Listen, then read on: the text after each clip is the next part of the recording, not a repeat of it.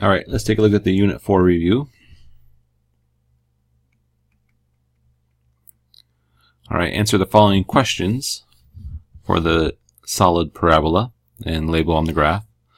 So what is the vertex? So the vertex here is the lowest point. So that's our vertex, and our point is at -5 and -2.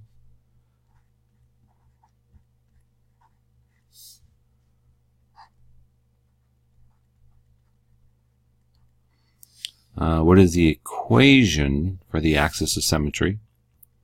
So the axis of symmetry is the vertical line that cuts the parabola in half. So if you think back to when we talked about horizontal and vertical lines, this would be a vux. It's a vertical line, and whenever we have a vertical line, it's always going to be x equals. So this is touching the x-axis at -5. So our axis of symmetry is x equals -5. And we want to focus on this equation. So it's not just a number, it's actually an equation. X equals -5. So since this parabola is opening up, it has a minimum value. So the vertex here is also the minimum value. So when we find the minimum value, we're talking about the y value of the vertex. And so the minimum value is -2. The roots of the parabola are where it touches the x-axis. So it's these two. So here it's x equals, we have -3 and -7. And then what's the y-intercept? And just looking at the graph, it doesn't touch the y, so I can't answer that question, so I'm just going to put a question mark. Alright, we're going to answer the same questions now for the dash graph. What's the vertex? So the vertex is the highest point of this graph, and that's at 2, 5.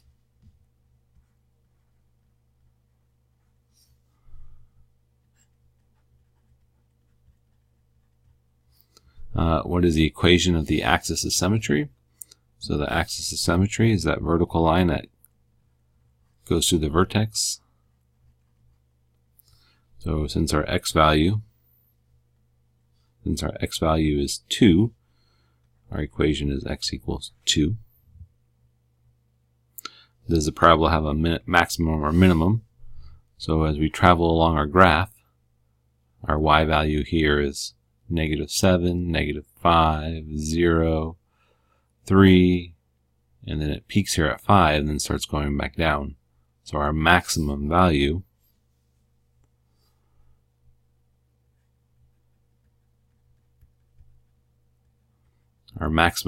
is the y value of the vertex.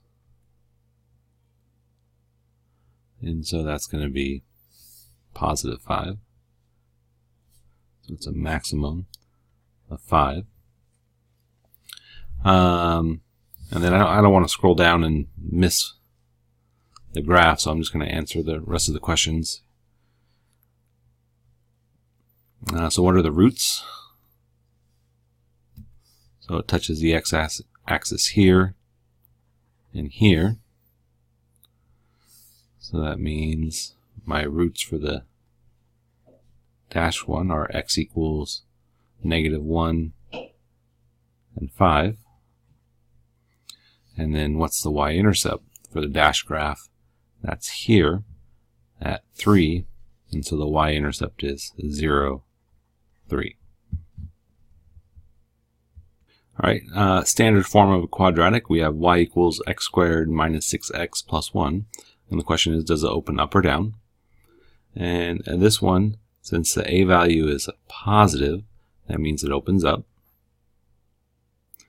And then I'm going to go to number 3 and find the vertex first. So to find the vertex, we use the formula -b over 2a. And so here, our a value is the number in front of the x squared, so it's 1. Our b value is -6, and our c value is 1. So it's -6 over 2 times 1. So 6 over 2, which gives us 3. So when I'm finding the vertex, this negative b over 2a gives me the x value. Now to find the, if that's my input, to find my output, I just take that 3 and I plug it in. So I'm going to use the space down here. So it's going to be 3 squared minus 6 times 3 plus 1. So 9 minus 18 plus 1. So that's -9 plus 1 is -8. So my vertex is at 3, -8. And like we talked about in the last problem, the axis of symmetry is the vertical line that goes through the vertex. And so that's how I know that this is x equals a +3. The y-intercept is the c value. So that means that my y-intercept is at the point 0, 1. Alright, for when we have it in vertex form, so now this is a negative, so that means our graph is going down. Again, I'm going to go to the vertex. So since this is in vertex form, x is a liar. So here, we get the x coordinate. If x is a liar, that's -3. That -3 is what makes the inside 0. The number on the outside is my y value of the vertex. So my vertex is at -3, 5. So now the axis of symmetry is the vertical line that goes through. So that'd be x equals -3. Now, the y-intercept is going to require a little bit of work because this is in vertex form. So this tells us the vertex. It's not in standard form. It doesn't tell us the y-intercept. So we actually need to simplify this. So take the -2 times x plus 3 squared plus 5. And you need to expand it. So we're going to take that x plus 3 and actually FOIL it, or distribute, or simplify. So this becomes x squared. So x times x. And then x times 3 is 3x. 3 times x is 3x. So that gives us 6x. And 3 times 3 gives us 9. So now you got to distribute the -2. So we get -2x squared minus 12x minus 18 plus 5. And combine our like terms. So -2x squared minus 12x minus 13. So now this is in standard form. So now I know that this is my y-intercept. So my y-intercept is at 0, -13. Alright, so we're going to write the quadratic function for both graphs. And we're going to use the zeros here. So this one has a 0 of -7. This one here is x equals 1. So we start with the zeros. Then we write our binomials.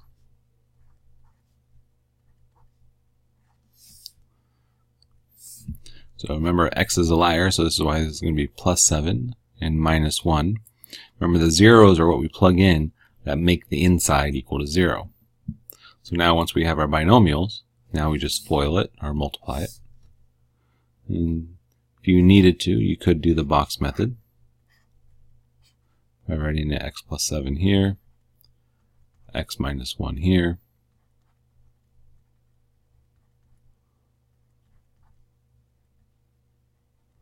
And that would give us x squared plus 6x minus 7. So you can call it f of x or y equals. Alright, now let's do the solid one. So here we have a x equals 2. Here we have x equals 8. And we follow the same process. Write your binomials.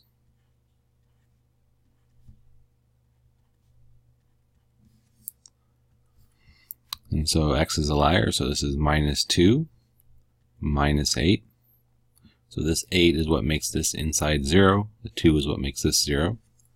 And now you FOIL it out. And so we get x squared. That's going to give us minus 8x, minus 2x, for minus 10x. And then negative 2 times negative 6 is positive 16. So if I don't have a graph, remember the word roots is the same thing as zeros. So it's the same process. So we have x equals 5, x equals negative 6. Start with the binomial.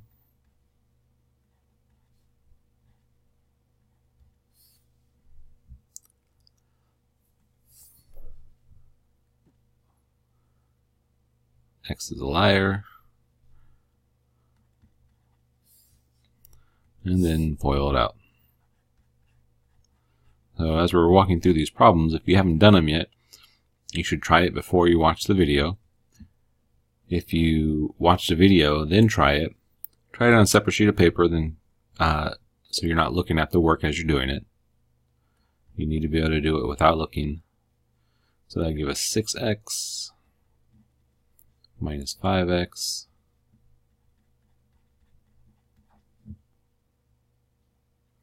Alright, now with this one, everything's the same.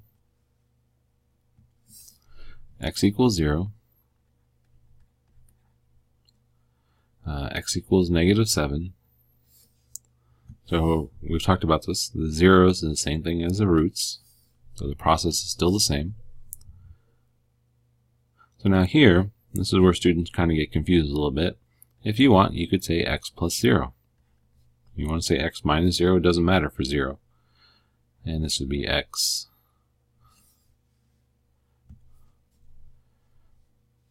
plus 8, or plus 7.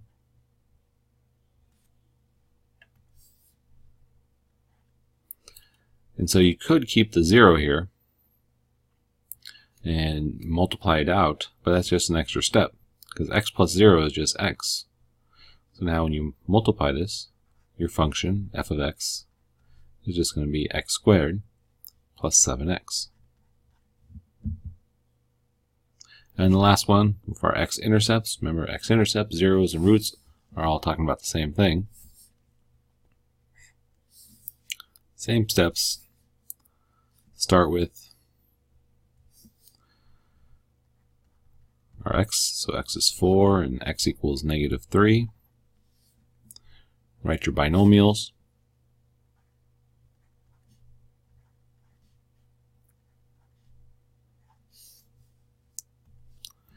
X is a liar. And FOIL it out.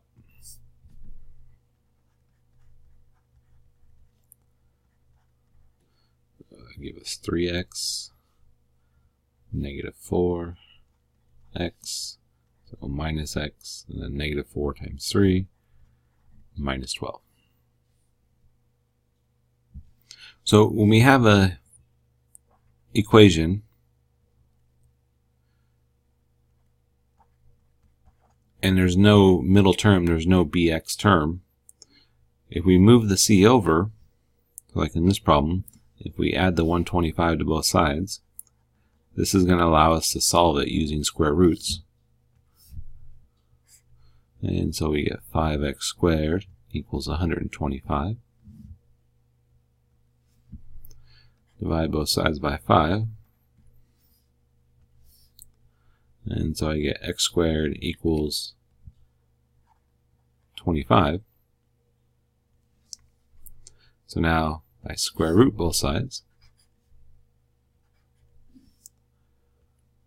I'm going to end up with x equals plus or minus 5.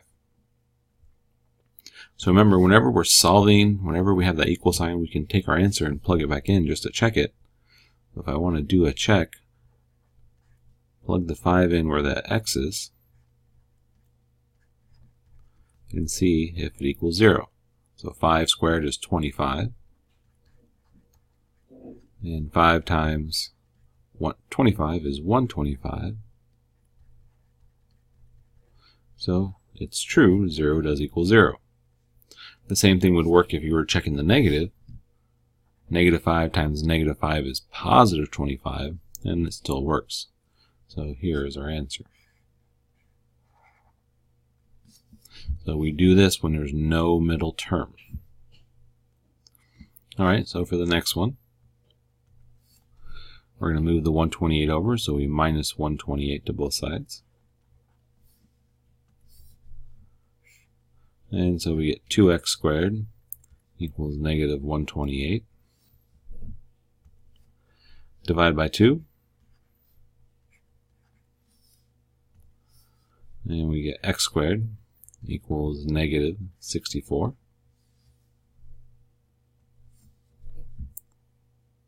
Square root both sides. And we get x equals. So now, the 64, remember this can be broken down to negative 1 times 64. So the square root of 64 is going to be 8.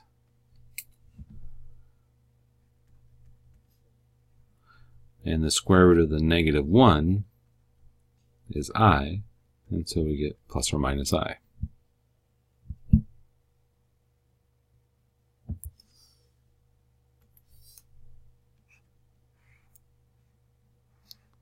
You could check that.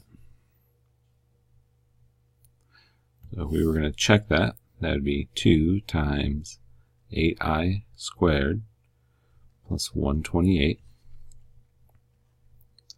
And so what happens here is when we square the 8, we get 64.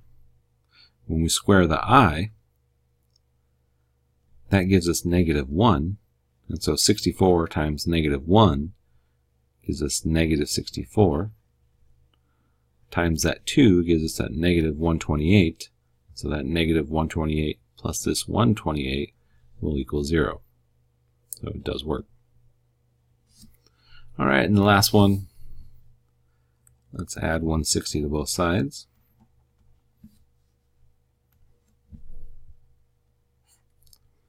And we get 4x squared equals 160.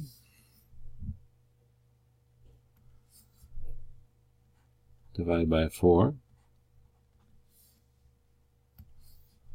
And we get x squared equals 40. Alright, and so now we square root both sides.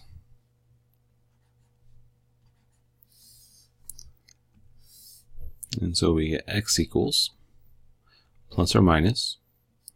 So this, if you do the birthday cake method,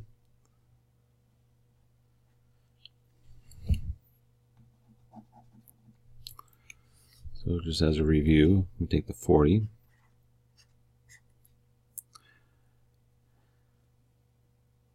And for the birthday cake, technically, if you're going to do it correctly, you start with the prime numbers.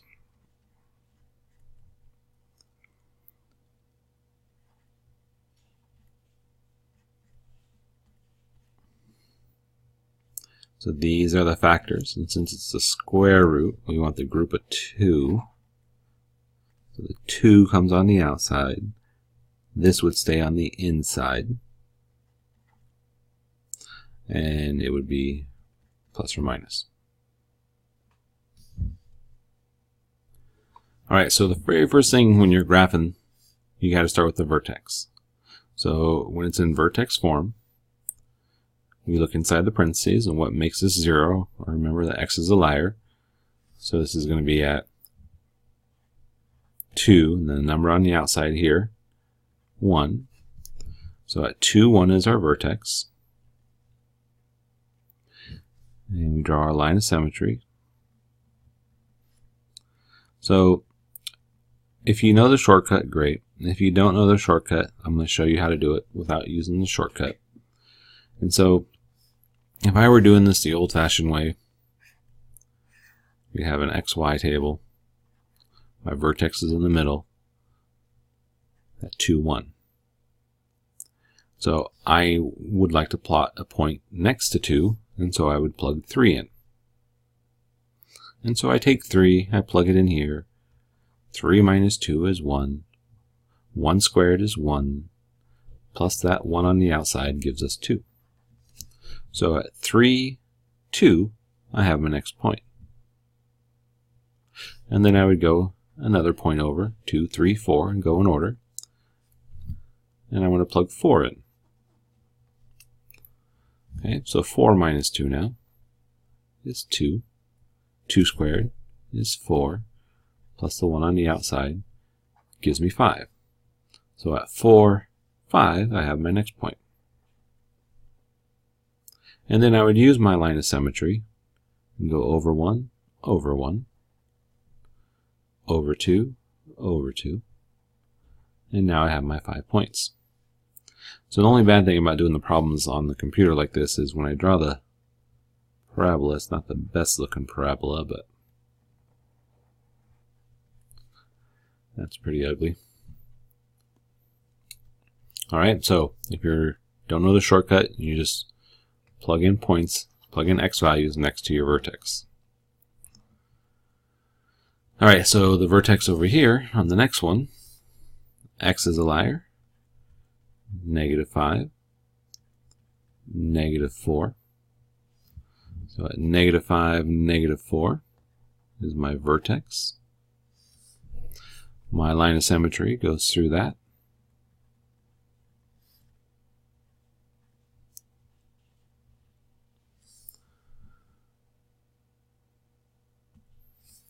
So if I'm at -5,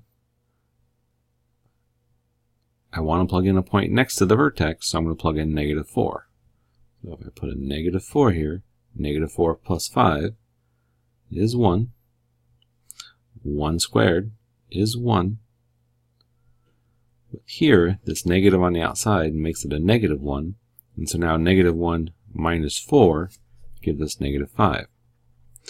And so we know that the graph opens down, so our next point should be going down. So if I make that into like a t-table, my vertex was at -5, -4, and I wanted an x value to the right of it. That's why I chose -4. So using that same thinking, my next point I'm going to pick is -3. So if I put a -3 here, -3 plus 5 is 2. 2 squared is 4. This negative makes a 4 negative, and -4 minus 4 is -8. So at -3, -8 is my next point. Now I just reflect it across the axis of symmetry, 2 away, 2 away. Try to do my best to draw a nice smooth graph. And there we go. Alright, now for this one. This is kind of unique when there's no middle term. This is in both standard form and vertex form at the same time. Because I could write this as x minus 0 squared minus 4. And so that means my vertex is at 0, -4. So my vertex, let's do this in red here, is at 0, -4. My line of symmetry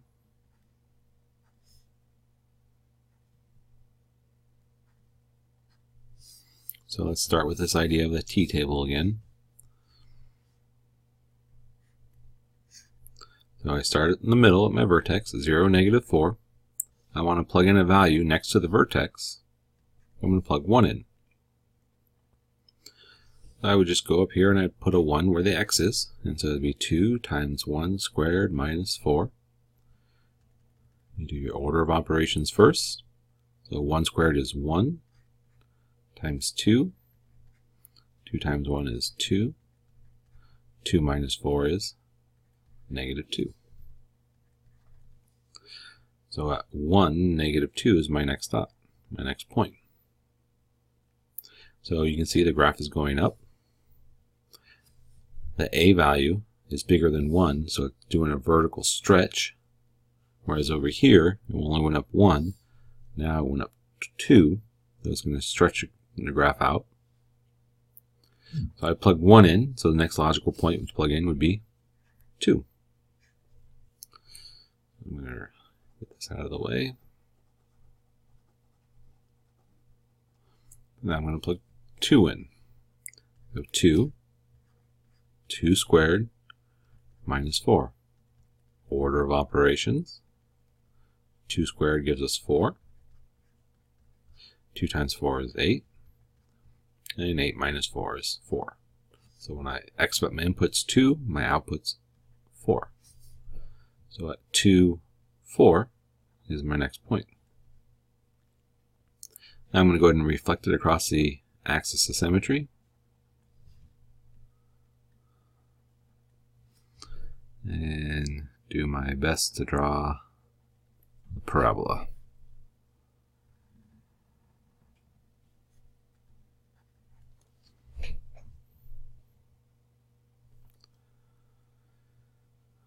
Alright, so now for this one, if it's in standard form, it's a little bit more work because I don't know where the vertex is.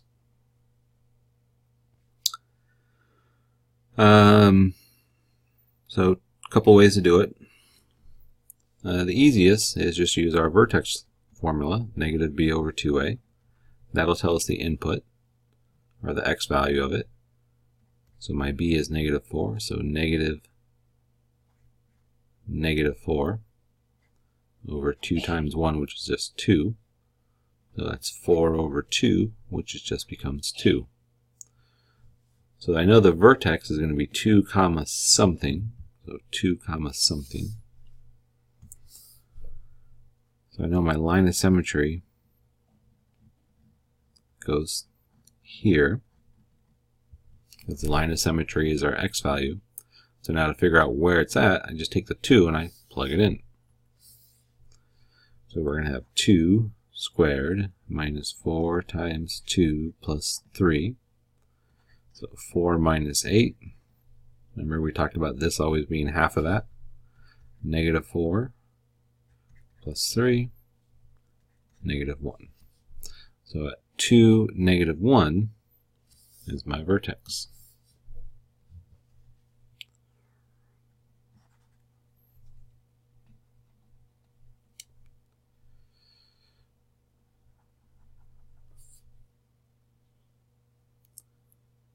So if I was making a t-table,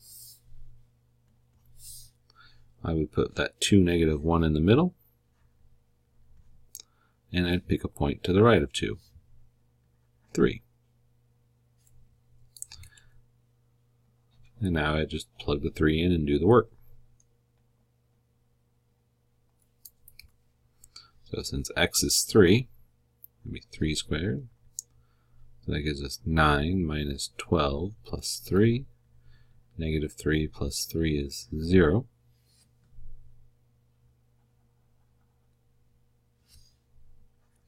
And then plug 4 in.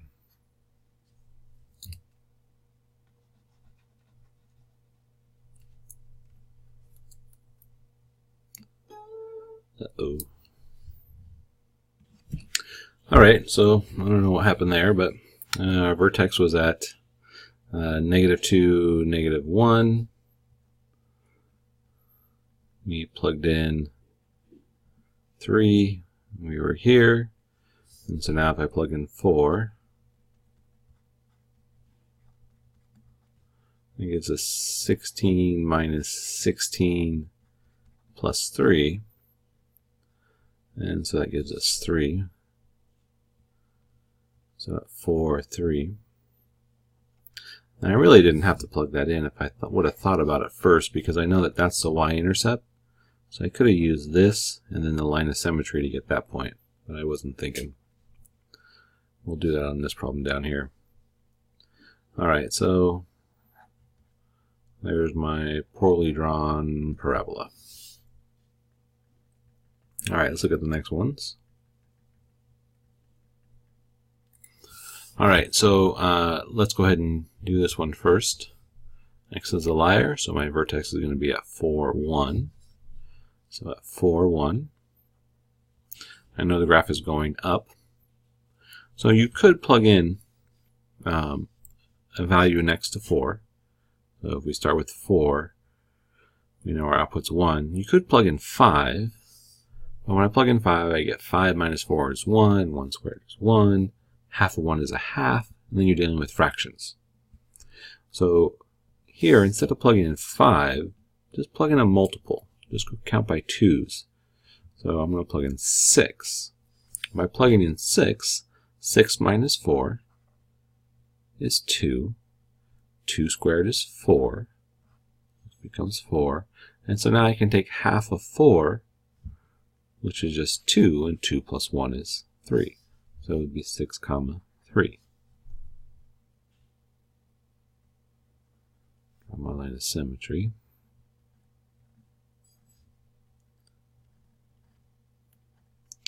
So again, using that logic, I wouldn't want to go to 7, but if I count by 2's and go to 8, that should be fine. So let me show a little bit more work here. So I'm going to take 8. 8 minus 4 is going to give me 4 squared. 4 squared is going to give me 16. Half of 16 is 8. And 8 plus 1 is 9. So if my input's 8, my output is 9. So at 8, 9 is my next point. 1, 2, 3, 4 away. 1, 2, 3, 4 away. And then reflect this one. 2 away. 2 away. And once again, my poorly drawn parabola. Okay, get this stuff out of the way.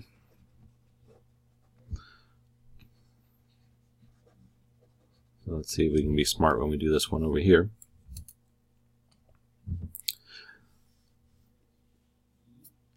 Alright, so we have negative x squared plus 6x minus 1.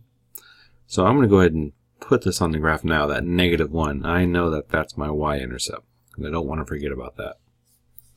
So let's find the vertex by doing x equals negative b over 2a. So it's going to be negative 6 over 2 times, now our a value here is negative 1. So I get negative 6 over negative 2, which equals a positive 3. And if you did the work right, when you take that 3 and plug it in, to get your y value or your output, so this 3 squared becomes 9. This will always be half of this if you're plugging in the x value of the vertex. So now that's negative 9 plus 18, which is 9. Minus 1 gives us 8. So I know my vertex is at 3, negative 8. Or positive 8, 3, 8. So at 3, 8.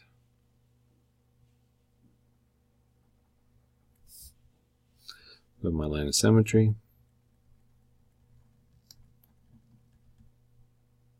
So right now I'm going to go ahead and reflect this point. It's 1, 2, 3 away. 1, 2, 3 away. Alright, so now pick an x value close to your vertex. So I'm going to pick 4, and I'm just going to plug it in up here.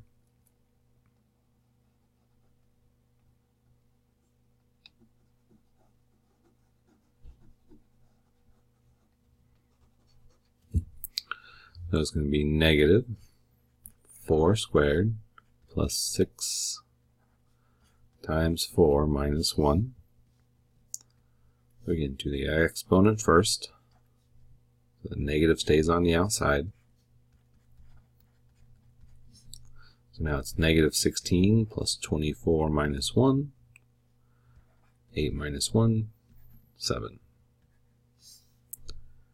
So at 4, 4, 7 is my next dot. 1 away. Now I have my 5 points. Now I can draw my beautiful parabola.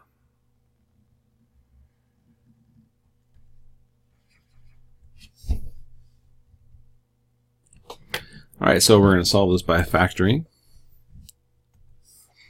So we have an x in common, so this becomes x times x plus 6 equals 0. Here we set them equal to 0.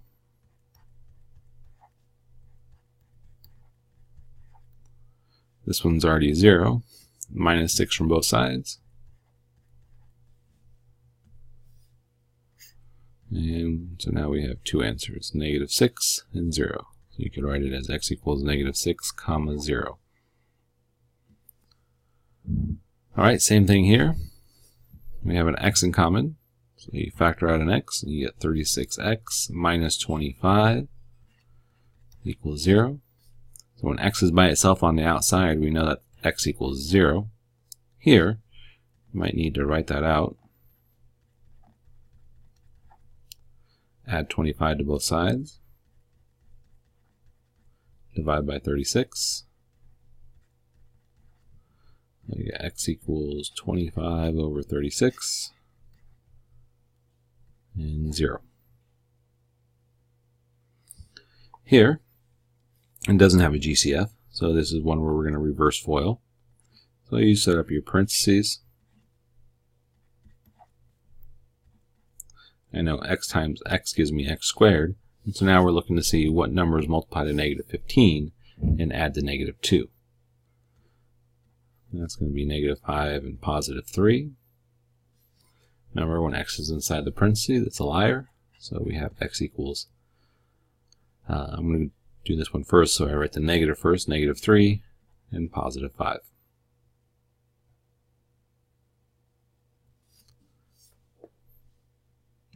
Alright, here we want to have this thing equal to 0. So I'm going to add the 42 to both sides.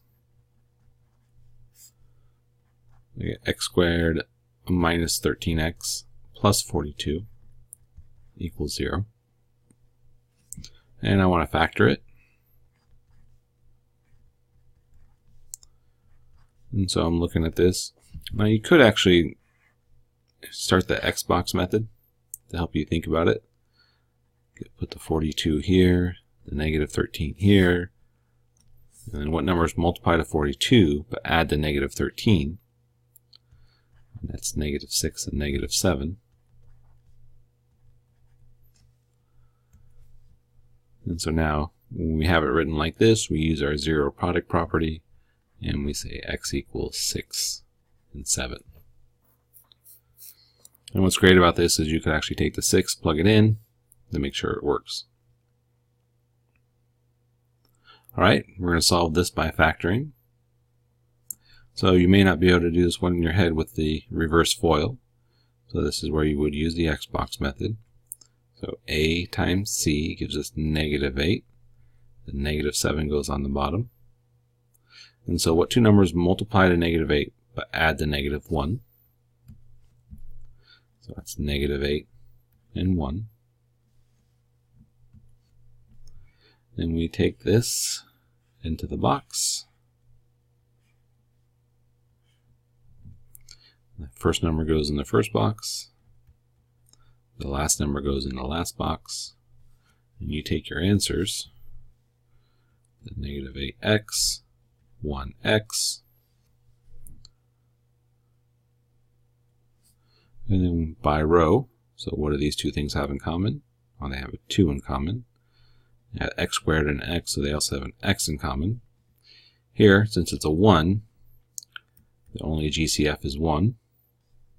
Same thing here, just a 1, but now they both have x, so I can just take an x. If you wanted to, you could write the 1x. They're both negative, so it's going to be negative 4. Because negative 4 times 1 is negative 4. Negative 4 times 2 is negative 8. So this becomes my factors. 2x plus 1 times x minus 4 equals 0. So here you should be able to look at that one and know that that's x equals 4. Here, if you need to, write 2x plus 1 equals 0 and solve it. Minus 1 divided by 2. X equals negative 1/2. So I have two answers, negative 1/2 and positive 4. You do the same thing here, but we've got to have this equal to 0, so I add 15 to both sides. So 6x squared plus 19x plus 15 equals 0. So I'm going to start with the x, and so it's going to be the a times c is going to go here. So 6 times 15 is 90. The middle term, the 19, goes on the bottom. And so what number is multiplied in 90? Make sure you realize that's a 90. But add the 19.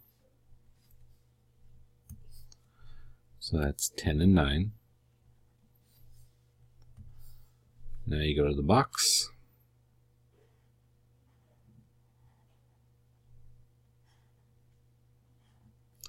First number in the first box, the last number in the last box, your answers in the remaining boxes, 10x,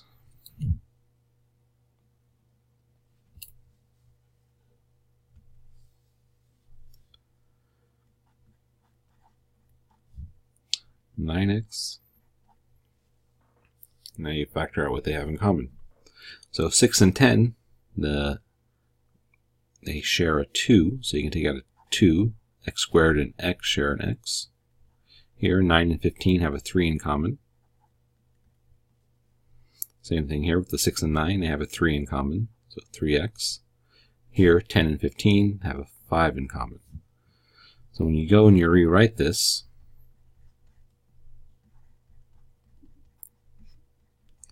just take a second and go 3x times 2x is equal to 6x squared. 5 times 3 equals 15. So you're probably right.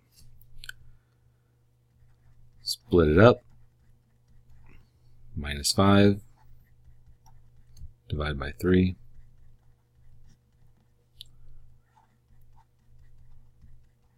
Minus 3 divided by 2. There are my two answers. Okay, so we solved by completing the square when we can't factor this. So there's no factors that are going to multiply to 27 but add to 14. So when we complete the square, we need to get rid of this 27, move it to the other side. So I'm going to write x squared plus 14x plus a square equals negative 27 plus a square. So now to figure out what goes inside the square, what goes on the inside is half of b squared. So we look at that 14, take half of it, and square it. So half of 14 is 7. 7 squared is 49. So then we factor this. The whole reason we want this to be a perfect square is so that this becomes x plus 7 quantity squared. And so negative 27 and 49 gives us 22.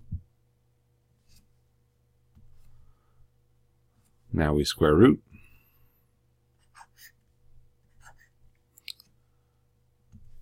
And so we get x plus 7 equals plus or minus the square root of 22 minus the 7 over. So we get x equals negative 7 plus or minus the square root of 22. And then you just plug this in on your calculator. So when you put this in your calculator, you get negative 2.31 or negative 11.69. All right, let's try. I'm going to do this one since I have a little bit more room. So I'm just going to put the squares in there. So x squared plus 16x plus a square equals negative 49 plus a square. So now to figure out what goes inside the box, take that 16, divide by 2, and you get 8, square it. So this is going to be 64 and 64. So now we want to factor the left side, write it as a binomial. So x plus 8 squared is going to equal to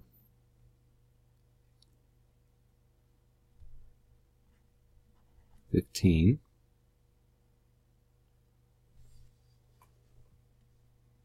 And so we square root both sides.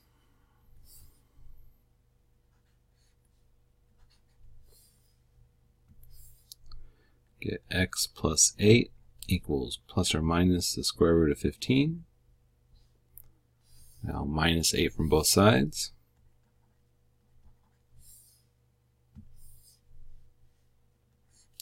And so we get x equals negative 8 plus or minus the square root of 15. And you're going to plug that into your calculator. Alright, and so we get negative 4.13 or negative 11.87. Alright, this one, let's just come over and do it in the middle here. So let's go ahead and add the 11 to both sides. So x squared minus 4x plus the box equals 11 plus the box. So take half of that, half of 4 is 2, square it, and so that's going to be adding 4 to both sides.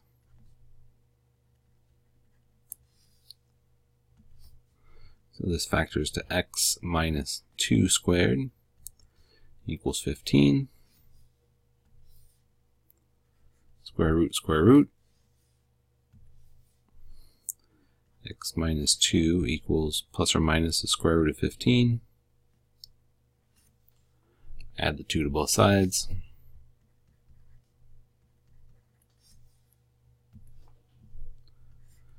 You get x equals 2 plus or minus the square root of 15. Plug that into your calculator. Alright, so that gives us a 5.87 or negative 1.87.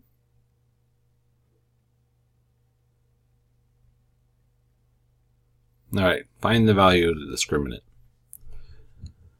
So the discriminant is based off b squared minus 4ac.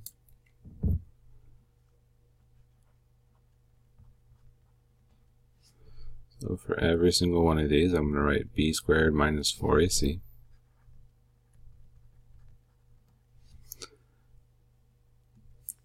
And so that a value is the one in front. So I'm just going to take the a value and substitute it in.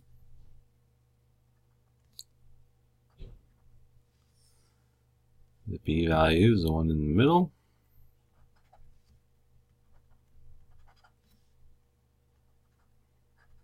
And the c value is the last one. So I'm going to go ahead and plug that in, pause the video, and you can come back and look at it. Alright, so I evaluated these, and I got 232, 0, and negative 152. And using the same process, I got negative 252, 0, and 80. But this question says, what are the types of solutions? So here, when we talk about types of solutions, we're talking about, does the graph cross the x-axis? And so if it doesn't touch the x-axis, it has a negative discriminant.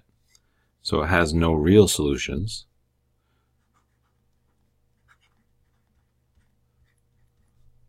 Okay, when it has no real solutions, that means it has two imaginary solutions.